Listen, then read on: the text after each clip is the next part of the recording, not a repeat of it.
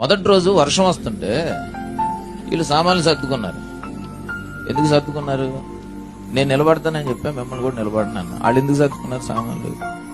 కీబోర్డ్లోకి నీళ్ళు వెళ్తే అది ₹1,00,000 కీబోర్డు. నువ్వు ఎత్తావా? ఆ తబల తోలు ఒకటి వేయించాలంటే ₹800. అది తడిసిపోయి పాడైతే నువ్వు ఎత్తావా? ఒక పెద్ద మనిషి వచ్చి అంటాడట, ఏంటి వాళ్ళు ఏంటి ప్యాక్ చేశారేంటి? నా దగ్గరికి వచ్చి అడగండి, నేను చెప్తాను ఎందుకు ప్యాక్ చేశారు.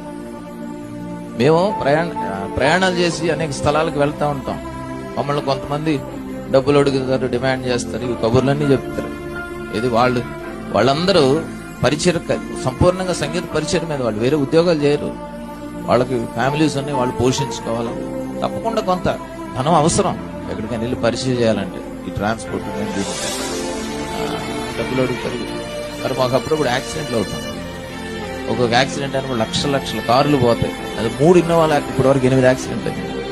అందులో 3 ప్రాణాంతకమైన యాక్సిడెంట్. ప్రతి యాక్సిడెంట్ లో కొన్ని ₹1,00,000 నష్టం ఉంటుంది. కనుక తర్వాత మళ్ళీ కారు కొనుక్కోలేని పరిస్థితి ఉంటుంది. అప్పుడు ఎవడో డబ్బులు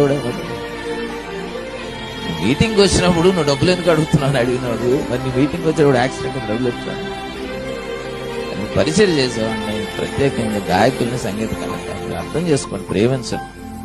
అలాగే ఇలాంటి పరిచర్యలు చేస్తున్న వాళ్ళని మీరు గౌరవించండి, వాళ్ళని ప్రోత్సహించండి.